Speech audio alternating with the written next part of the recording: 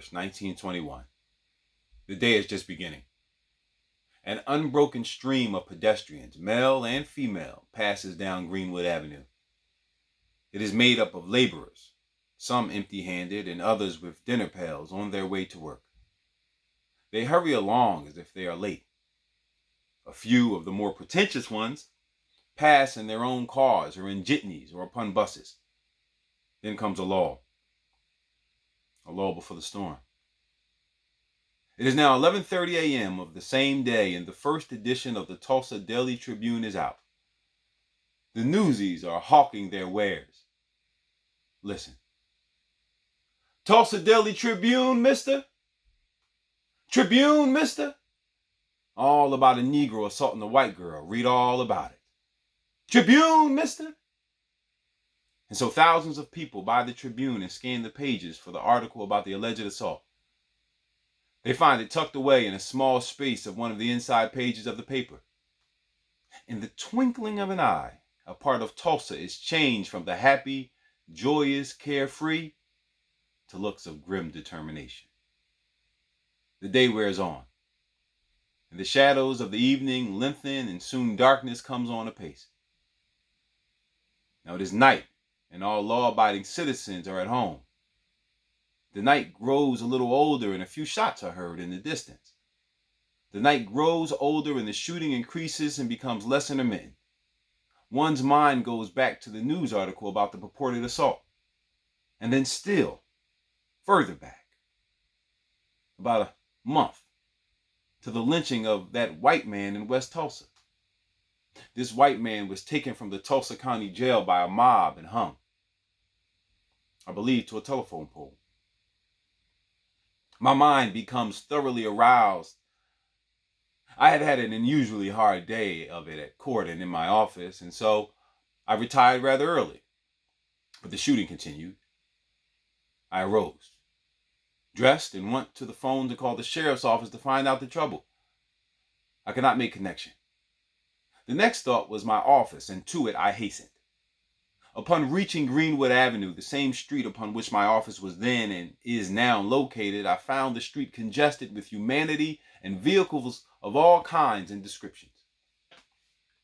Everybody except the businessmen was running about excitedly. I was puzzled.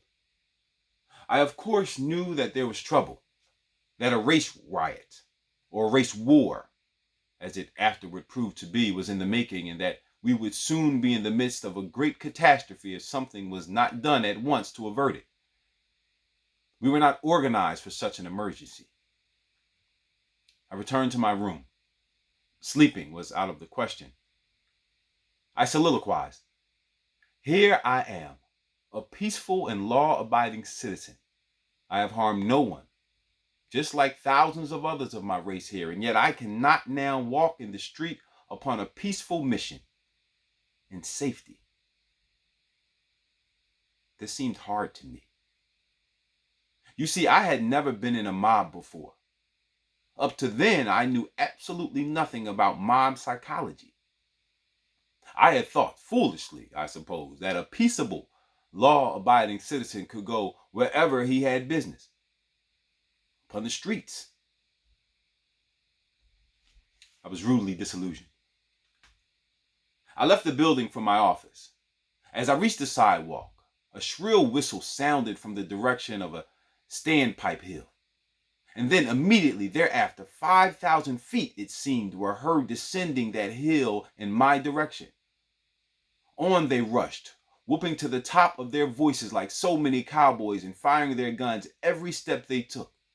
I quickened my pace, and cutting across vacant lots and dodging behind buildings, I finally reached Frankfurt's place, about the middle of the 300 block. We must fight to make the world safe for democracy. I repeated those words aloud, and they sounded like hollow mockery. I could see planes circling in midair.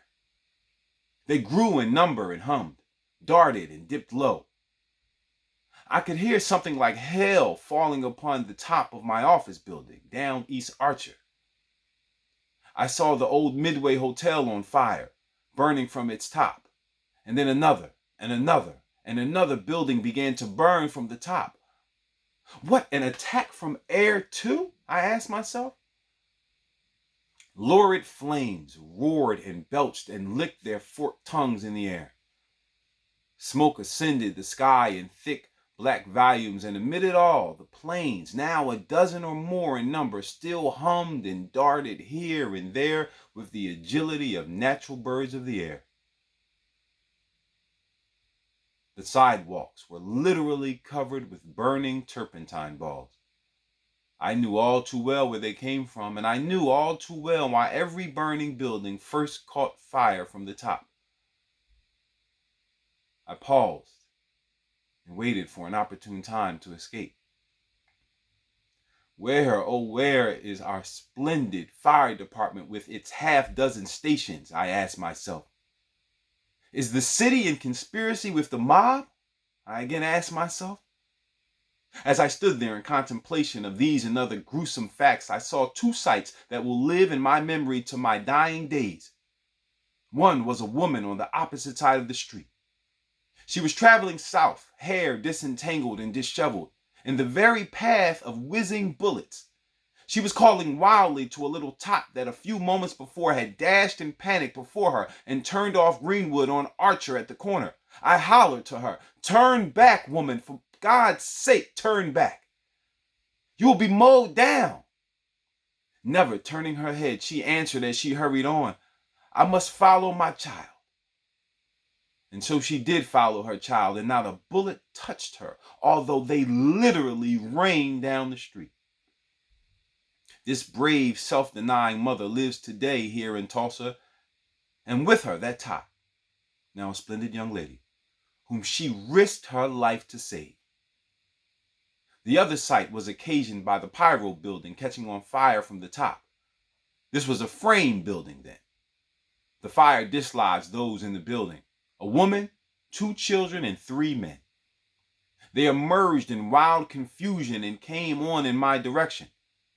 The little children, they were both girls, outran the others and passed the place where I was standing with the speed of the wind. The woman ran across the street and into the foot of the steps of my office building, right where I was standing, and fell upon her knees and commenced to pray, totally oblivious of my presence. I don't think she ever saw me. In such a prayer, she asked God to save her and her children from whom she had just been separated. This prayer was uttered over and over. I am unable to say whether that prayer was answered or not. The 3 men, one of whom lugged a heavy trunk on his shoulder, were all killed as they were crossing the street. Killed before my very eyes. The man who carried the trunk was very old. Likely he had in that trunk many things of great value. When the old man was hit, no doubt by a dozen bullets, he dropped his burden and shrieked and fell sprawling upon the hard paved street. Blood gushed from every wound and ran down the street. I turned my head from the scene. For fully 48 hours, the fires raged and burned everything in its path, and it left nothing but ashes. And so, proud, rich, black Tulsa was destroyed by fire. That is, its buildings and property. But its spirit was neither killed nor daunted.